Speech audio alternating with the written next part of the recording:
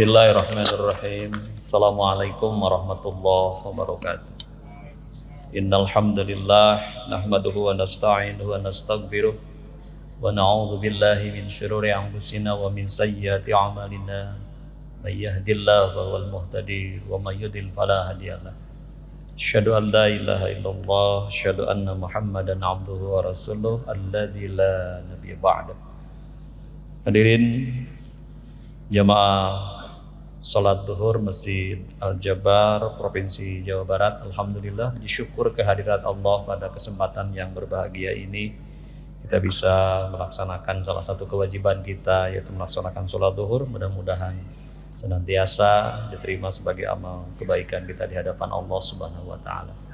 Juga tidak lupa mudah-mudahan salawat dan salam tercurah limpah kepada junjungan kita Nabi Muhammad Sallallahu alaihi wasallam, dan mudah-mudahan juga sampai kepada kita semua. Hadirin rahimakumullah, dalam istilah atau bahasa Sunda, pengulangan kata seringkali menjadi punya makna lain. Kalau disebut satu kali, tendensinya biasanya relatif bagus. Tetapi kalau diulang dua kali, biasanya maknanya menjadi tidak terlalu bagus.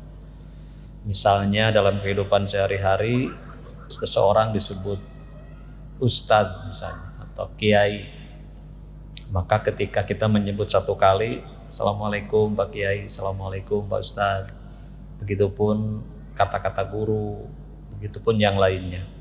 Tetapi kalau diulang menjadi dua kali, ini maknanya menjadi tidak baik. Ustadz, kiai, nah itu sudah tendensinya tidak terlalu bagus. Nah, hadirin rahimakumullah, izinkan pada kesempatan yang berbahagia ini saya sedikit menyampaikan sedikit ilmu atau sedikit pengetahuan. Hadirin rahimakumullah, mungkin sudah hampir 10 hari kita melewati sholat ataupun pelaksanaan ibadah haji, dan alhamdulillah sekarang dalam jemaah haji kita dalam proses pemulangan. Dari sekian rukun Islam yang ada dalam keyakinan kita, hanya rukun Islam yang kelima yang dalam runtutan penjelasan berbagai ahli mempunyai dinamika tersendiri. Orang yang sudah haji biasanya di kita disebut dengan menempel di depannya nama ha. Kalau perempuan haji atau hajjah. Padahal hadirin rahimakumullah, dalam catatan sejarah Islam, Rasulullah SAW dengan para sahabatnya ketika sudah melaksanakan haji tidak ada nempel hak itu. Haji Muhammad SAW, Haji Abu Bakar dan yang lainnya. Mungkin ini adalah salah satu fenomena khas milik Islam di kalangan Islam Nusantara, di wilayah Nusantara. Sehingga gelar itu menempel pada orang yang sudah melaksanakan ibadah haji. Hadirin rahimakumullah, salah hukum mubah-mubah saja, tidak ada persoalan selama nempel itu tidak menjadi persoalan syariat. Tetapi hadirin rahimakumullah, gelar haji dalam perjalanannya ini kalau saya baca dalam berbagai literatur luar biasa menarik ini. Yang pertama, hadirin rahimakumullah, gelar haji itu ternyata bukan di kita saja. Di negara-negara lain justru hal yang sama, mungkin dengan bahasa yang relatif berbeda ya. Saya catat dalam beberapa literatur, misalnya di negara-negara tertentu kayak di Bosnia, kemudian di Bulgaria, di negara-negara lain pun ada sebenarnya dengan bahasa mereka gitu ya. Kalau di kita mungkin hak dan siapa. Nah, hadirin rahimakumullah, perjalanan gelar haji ini ternyata punya makna tersendiri dalam kehidupan sebagai seorang muslim.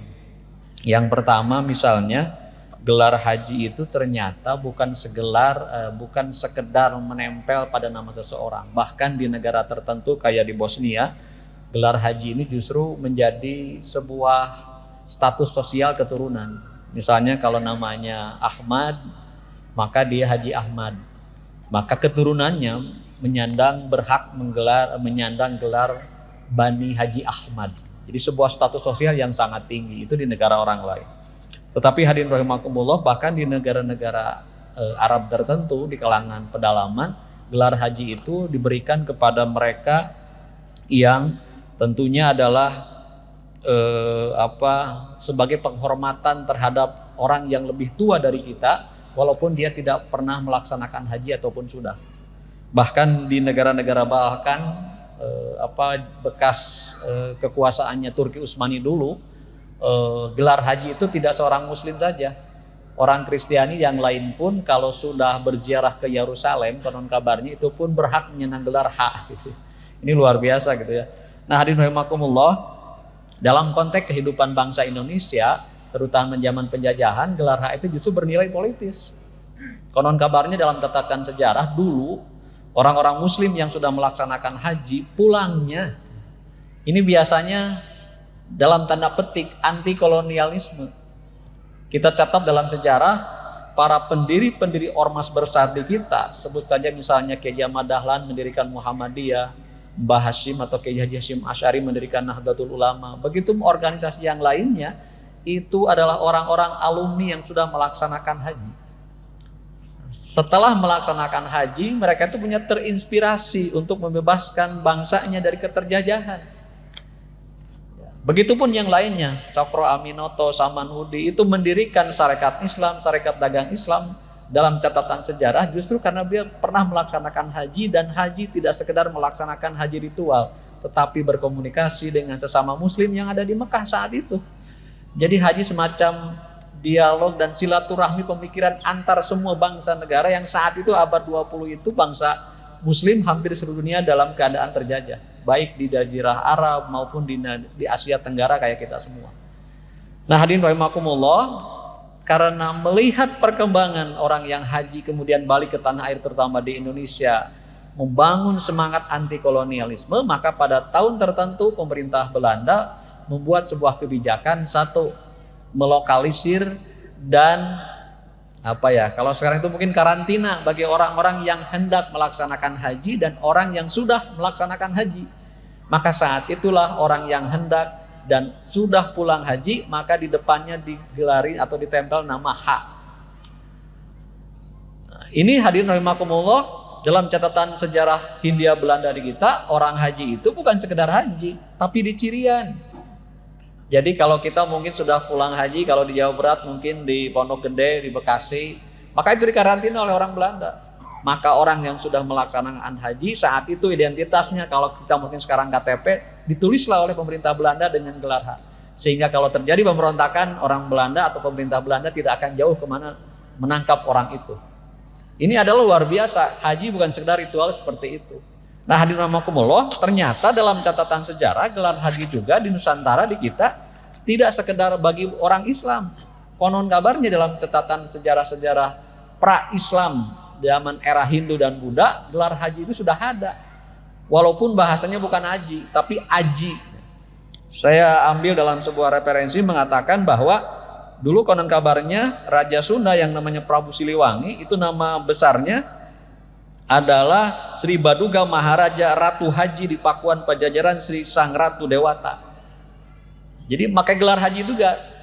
Dalam konteks itu haji bukan orang yang melaksanakan haji, tetapi adalah maharaja yang saat itu sangat tinggi derajatnya. Nah, hadirin rahimakumullah, dalam kehidupan kita sekarang tentunya tidak seperti itu. Haji sudah melekat pada kehidupan seorang muslim dengan strata sosial tertentu. Karena tidak semua orang bisa melaksanakan haji, terutama persoalan biaya yang lainnya. Nah, hadirin rahimakumullah, jika dulu haji di kita zaman Belanda dianggap sebagai sebuah silaturahim orang-orang Islam sedunia yang ada di Mekah saat itu dan membawa misi pembebasan, misi kemerdekaan tiap negaranya, maka hari ini bergeser. Nah, hadirin rahimakumullah, maka sesungguhnya zaman kita hari ini, alhamdulillah di Indonesia animo haji luar biasa. Walaupun pemerintah terus meningkatkan tarif bayarnya, alhamdulillah sesuai dengan perkembangan ekonomi masyarakat muslim, bahkan kita orang Indonesia, masyarakat kita mau nunggu sekitar 10 sampai 20 tahun untuk daftar haji. Ini luar biasa fenomenanya. Bahkan di masyarakat kita terutama kelas menengah di perkotaan, trennya relatif sudah baik sekarang. Artinya kalau liburan anak-anak sekolah, liburan cuti dari pekerjaan, sekarang bukan ke Eropa, tapi umroh sekalian main kemana. Ini fenomena yang sangat baik sekali. Tetapi hadirin rahimakumullah, di atas itu semua bagi kita sebagai seorang muslim, mudah-mudahan dengan banyaknya animo, niat masyarakat muslim untuk melaksanakan haji di tiap tahunnya sampai menunggu sekian puluh tahun, ini membawa dampak perubahan sosial bagi kehidupan masyarakat kita. Idealnya hadirin rahimakumullah, kalau orang melaksanakan ibadah apapun termasuk haji, itu mempunyai dampak perubahan sosial yang luar biasa. Misalnya kalau dalam kehidupan sehari-hari orang sholat dengan sholat yang benar, itu pasti menjauhi nahi munkar, menjauhi perbuatan yang munkar dan fahsya. Karena sholat sesungguhnya adalah bisa menahan kita semua dari perbuatan dosa dan tercela yang lainnya. Jadi mungkin dalam banyolan kehidupan orang kita mungkin tidak ada orang sholat berjamaah termasuk di Al-Jabar pulangnya bawa sendal orang lain. Wah, itu mah sudah salah cara berpikirnya. Begitupun yang lainnya. Kalau kita diamanahi jabatan tertentu di masyarakat, kemudian kita setelah melaksanakan haji ataupun ibadah yang lainnya, maka tentunya ibadah yang kita lakukan baik saum, zakat, kemudian haji itu harus berimbas terhadap dampak perubahan sosial. Rasa-rasanya ironi kalau kita semua melaksanakan sholat, mohon maaf, mengambil hak orang lain. Apa sekarang mungkin bahasanya korupsi yang lainnya.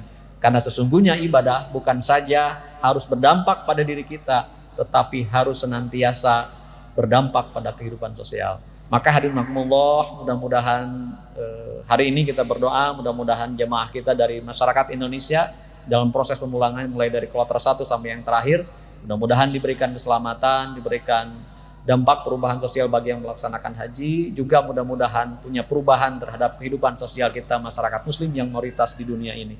Hadirin rahimakumullah, itu saja yang bisa saya sampaikan, tentunya banyak khilaf dari saya. Mudah-mudahan Allah senantiasa memberikan bimbingan kepada kita semua, senantiasa memberikan curahan rahmat kepada bangsa kita. Baldatun thayyibatun wa rabbun ghafur. Usikum wa nafsi bitaqwallah wa la minkum. Assalamualaikum warahmatullahi wabarakatuh.